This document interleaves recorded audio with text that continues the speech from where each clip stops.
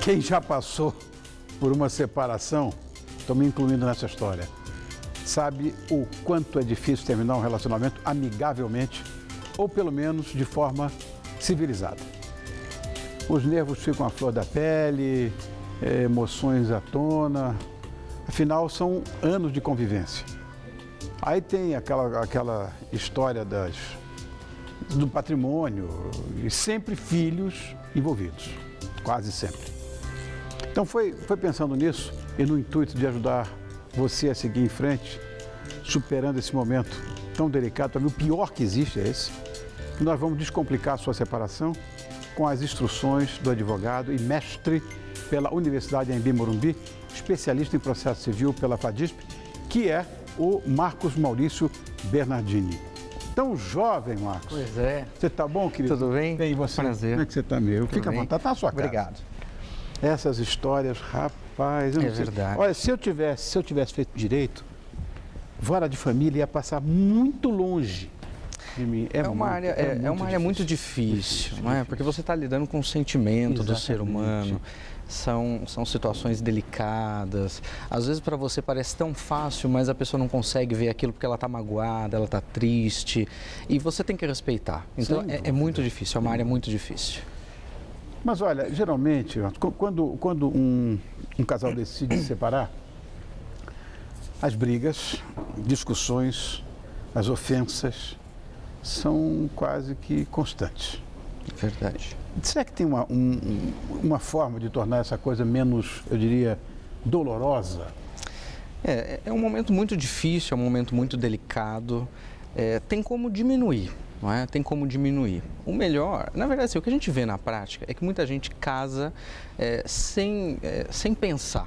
Não é? Sem pensar. Então, casa já pensando em descasar, já pensando em separar, já pensando, se não der certo, mas não é tão simples assim.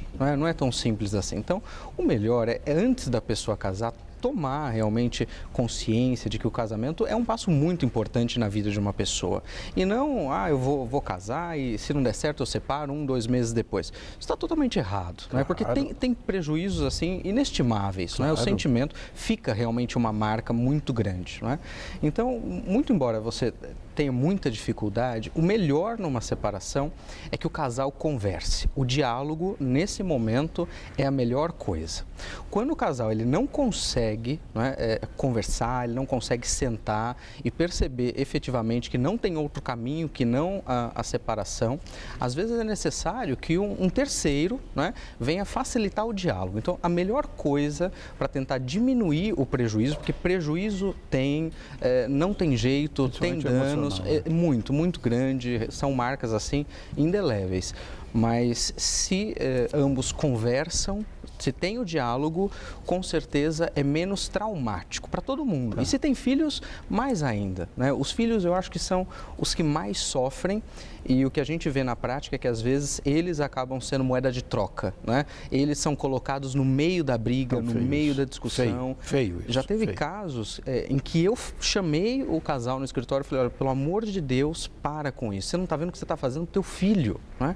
É absurdo o que está acontecendo. Você não está magoando ela e ela não está te magoando. É teu filho que está morrendo no meio dessa situação toda. Verdade. Então, às vezes, o que precisa é um terceiro promover o diálogo e mostrar, olha, tá errado isso, não é assim, se não dá mais, é uma pena que não dá mais, mas vamos conversar para a gente tentar equilibrar e chegar num denominador comum. É a melhor forma que a gente vê na prática de tentar diminuir os prejuízos, o diálogo. Mas muita gente está vendo agora o nosso programa, tem uma união estável, mas não tem aquele casamento formal. Sim. A minha pergunta, quem tem união estável tem os mesmos direitos, estou falando em termos legais, de quem tem um casamento formal? Sim, são os mesmos direitos, né? São os mesmos direitos. A única diferença é que o casamento é um ato solene no direito, é um ato solene, você tem a certidão de casamento, você tem os os proclamas, então é publicado, tem as testemunhas. Então, é um ato no direito considerado solene. Já a união estável é uma situação de fato, não é? É uma situação em que as pessoas estão unidas, são companheiras uma das outras, o direito resguarda isso como se um casamento fosse. Então, tanto o casamento quanto a união estável são considerados no direito entidade familiar e tem todos os direitos. O que muda realmente é que na união estável tem uma situação de fato concreta que acontece e no casamento não, eu tenho um ato solene formal. Só isso que muda. Antigamente isso era uma coisa séria, a história da traição, enfim, Verdade. do adultério, a pessoa traída, enfim. Mas a pessoa traída hoje tem mais direitos sobre o cônjuge? Infelizmente, Tá não. bom. Infelizmente, é uma pena falar isso, mas a verdade é que a traição, ela ficou banalizada. Banalizada, Né? banalizada. Hoje em dia, não se trata mais com tanta seriedade uma traição. Antigamente, né, eu, muito embora seja novo, a gente estuda, sabe, do que acontece. Era algo inadmissível, Claro. né? Era algo inadmissível, era algo que não se pensava. Pelo contrário, você tinha casos da pessoa ir matar, né, a outra pessoa em Crime proteção, passional, da honra. defesa Né? da honra. Exato. Hoje não, hoje, traiu e ok, coloca no Facebook, vai para a internet, tira foto. Então assim, a traição... Euclides da Cunha, que exemplo mais claro do que esse? É verdade. Então, E assim, acabou morrendo. E acabou morrendo, não deu certo, né? Então assim, a traição por si só, ela não gera hoje em dia direitos a mais, não muda nada. Agora, se a situação em si de trair gerou um constrangimento diferenciado, uma situação peculiar, essa situação peculiar, ela pode desencadear uma indenização. Mas daí vai depender do caso concreto, como aquilo aconteceu, se aquilo foi vexatório, constrangedor, se humilhou a vítima. 400 mil Só testemunhas, isso. enfim. Teve um caso que a gente trabalhou no escritório em que a traição ela foi revelada na internet. E tanto o marido quanto a mulher trabalhavam juntos. Então, assim, ela ficou extremamente magoada, ficou constrangida, todo mundo na empresa ficava apontando ela. Então, assim, nesse caso, houve um diferencial. Agora, se o marido tivesse chegado e conversado com ela, ou mesmo se ela tivesse descoberto sem esse plus, não é, da situação, não tem indenização. Né? Infelizmente, hoje está banalizado. Banalizado né? mesmo. É uma pena. Adúlteros, parabéns. Bom, você falou de filhos agora há pouco e, de fato, os filhos são sempre os maiores envolvidos nesse processo de separação. Principalmente quando ainda são crianças. Verdade. Eu vivi isso. Agora, você acha que essa modernidade da guarda compartilhada é uma boa ou uma má solução? A guarda compartilhada, ela é a melhor solução, mas ela tem um ponto muito importante para funcionar. Né? Na guarda compartilhada, às vezes a pessoa confunde guarda compartilhada com alternada. Né? Na guarda compartilhada, a criança ela mora com um dos pais. O que vai ser compartilhado são as decisões. Então, todas as decisões são tomadas em conjunto, né? Com o pai e com a mãe. Para que isso aconteça, o pai e a mãe, eles têm que estar numa situação muito boa, né? De equilíbrio emocional, de amizade, de consenso, para que eles possam sentar toda vez que precisa tomar uma decisão e tomar essa decisão em conjunto. Se eles estão nesse clima bom, o que é bacana, não é?